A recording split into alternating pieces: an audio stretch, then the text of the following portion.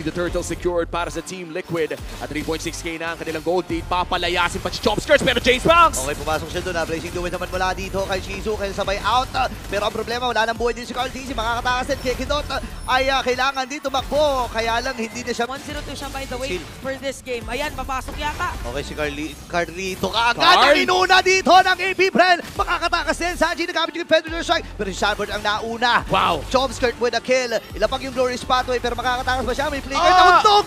Nauntog si mula Oheb. sa flicker niya. Ngayon naman si Kekidot yung mamamatay. Okay. James Banks ay nabitawan na kagad yung kanyang ultimate. Si Derna ngayon na magiging putira nila din nagamit yung flicker. Habang Tingnan natin kung makakalapit nga bang AP Bren. Respectable na rin ang damage ni Shizo. A 4-item power spike para dito sa Claude. Kaya naman dedepensa sa may bandang itaas ang AP Bren. No big engage just yet pero yan na si Chopskirt ang kanilang uunahin. Ayun na, Federation nagamit. Marami mga ultimates na nabitawan Ayun na. na! Pero si Shizo ay mamamatay. Oheb! Ngayon ay nakabawi din naman dito ang AP Bren. JP dito nagamit na agad yung kanyang revitalize. Kailangan lang dumipensa dito ng AP Bren. Pasok kayo si Carlito. Wow! Kakayanin ba yung damage? Si Chopskirt ay namatay mula dito kay Sanford. Dediretso sila dito sa torre sa gitna at most likely mababasag nila ito. Pero si James Banks hindi sumusuko. Kailangan niya maklirin mga yung burst mula kay James Banks. Ito ba isa sa mga moves niya? Kaya lang na-counter maneuver sila dito ng Team Liquid Philippines at ubos ang AP Bren. Game number 1 ay mapupunta sa kama.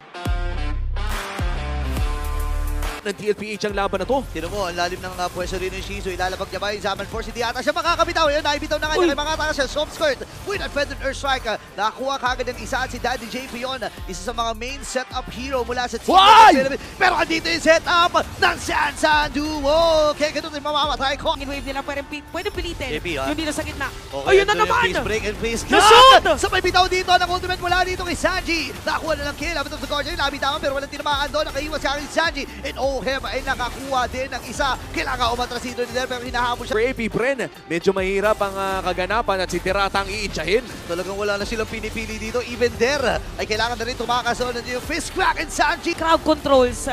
Yung suntok may pagbigay. Wait, Yoshi! Wow! Hindi nakatakas si Sanji kasi alam na walang breaker. Ibiabato dito si Kekidot pero nandun yung sustain. Kaya hindi kailangan lumayo. Hoy!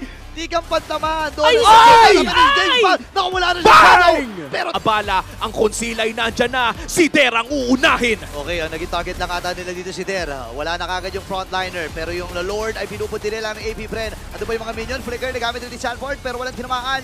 Kaya lang yung mga minions ay nandito pa. Feather Drive ay nabitawan na kagad. Dito ni Chopskirt. Shizo! Na si Shizo. Yung silent kill ay nag-iingay. Pero yung pag-iingay niya dito ay mananahimik lang ng pilit. James Banks kailangan tumakas. Pero andito na yung panibagong wave. Nakalilang mga minions. Diretso na kagad ang Team Liquid Philippines. Mag-face up pa sila dito at